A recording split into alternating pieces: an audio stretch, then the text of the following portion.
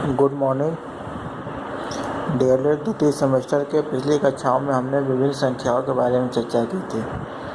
आज उन्हीं संख्याओं का उपयोग करते हुए हम कुछ अभ्यास प्रश्नों को हल करेंगे।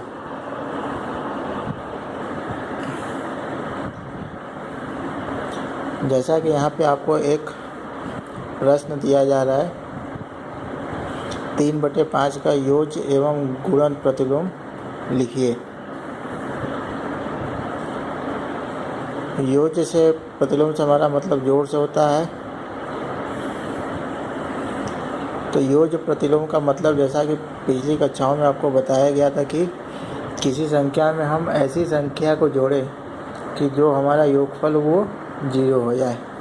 तो यहाँ पे हम देखते हैं कि 3/5 का जो प्रतिलोम है वो ऋण 3/5 है, और इन दोनों का हम जोड़ते हैं तो जो गुणनफल है वो 0 आता है।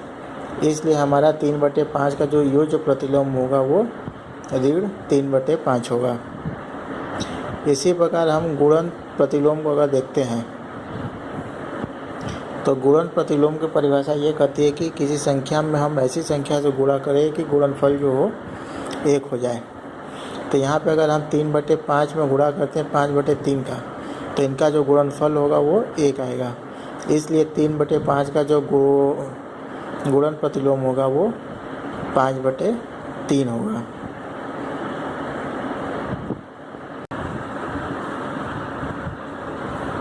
इसी प्रकार हम अगर दूसरे प्रश्न को देखें तो यहाँ बोला जा रहा है एक परिमेय संख्या का अंश उसके हर से 2 कम है। यदि उसके अंश और हर में 1 जोड़ दिया जाए तो नई संख्या का मान 3/4 हो जाता है। तो हमको वो मूल संख्या ज्ञात करनी है। तो जैसा कि इस प्रश्न में हमको दिया हुआ है कि अंश और हर में एक प्रकार का संबंध दिया हुआ है, और साथ ही साथ उसके बाद बताया जा रहा है कि उसमें अगर 1 जोड़ दिया जा रहा है उसके अंश और हर में, तो जो नई परिमेय संख्या है वो 3/4 हो जा रहा है। तो इन्हीं समीकरण संबंधों का उपयोग करके हम मूल परिमेय संख्या को ज्ञात करेंगे। इसके लिए सबसे पहले हम मानेंगे कि जो हमारा हर है वो यक्स है।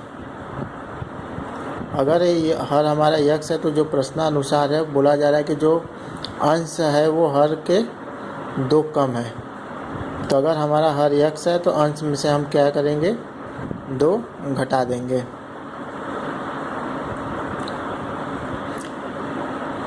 तो हर में से जब 2 घटाएंगे तो वो हमारा क्या हो जाएगा, अंश हो जाएगा। ये हमारा हो जाएगा समीकरण 1। इसके आगे हमें दूसरी कंडीशन दे रही है कि अंश और हर में हम 1 जोड़ने पर जो हमारा नया परिमेय संख्या है वो 3/4 हो जाता है। तो इस प्रकार जो हमारा समीकरण 1 है उसमें से हम अंश और हर में 1 जोड़ देंगे और वो बराबर हो जाएगा नई परिमेय संख्या 3/4 के। अब यहाँ पे ऋण 2 में से जब 1 जोड़ेंगे तो वो ऋण 1 बचेगा, और जो हमारा हर होगा वो x+1 वो बराबर होगा 3/4। यहाँ पे हम तृतीयक गुणा करेंगे। तृतीयक गुणा करने पे इस प्रकार संख्या हमको मिलेगी। 4 का गुणा होगा x-1 में और 3 का गुणा होगा x+1 में। गुणा करने पे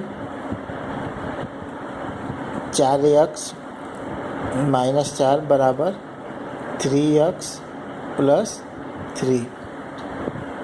अब यहाँ से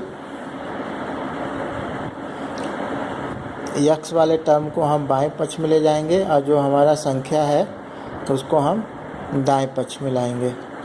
तो जब 3x को हम बाएं पक्ष में ले जाएंगे तो उसका क्या होगा, जो चिन्ह होगा वो बदल जाएगा। अगर यहाँ पे प्लस है तो वो माइनस में हो जाएगा।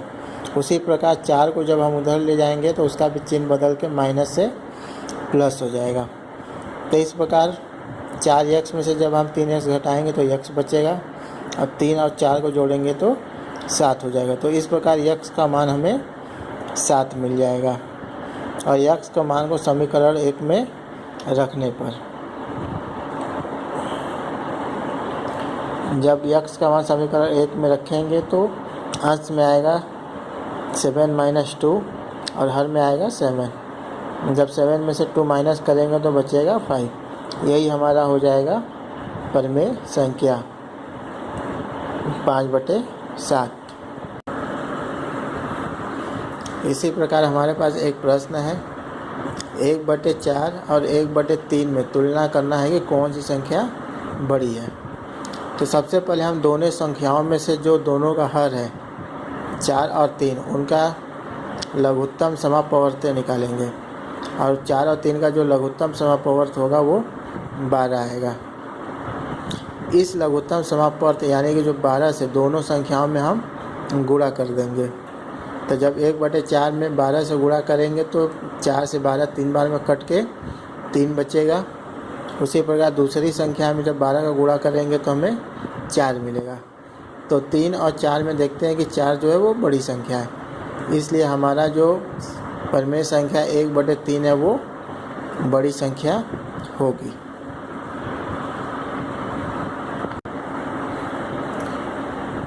इसी प्रकार आपको अभ्यास के लिए कुछ प्रश्न दिए जा रहे हैं।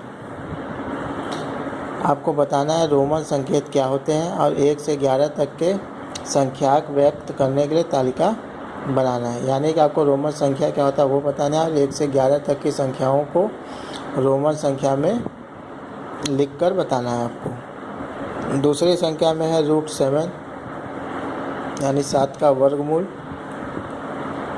4 का वर्गमूल, 2 और ऋण 4 में अपरिमेय संख्या कौन सी है। इन चारों संख्याओं में आपको बताना है कि कौन सी संख्या अपरिमेय संख्या है। तीसरे प्रश्न में आपको बताना है कि 99 को रोमन संख्या में कैसे लिखेंगे। और चौथा प्रश्न है निम्न संख्याओं को दशमलव निरूपण कीजिए। यानी कि जो ये संख्याएं दी हुई हैं इनको आपको दशमलव में बदलना है।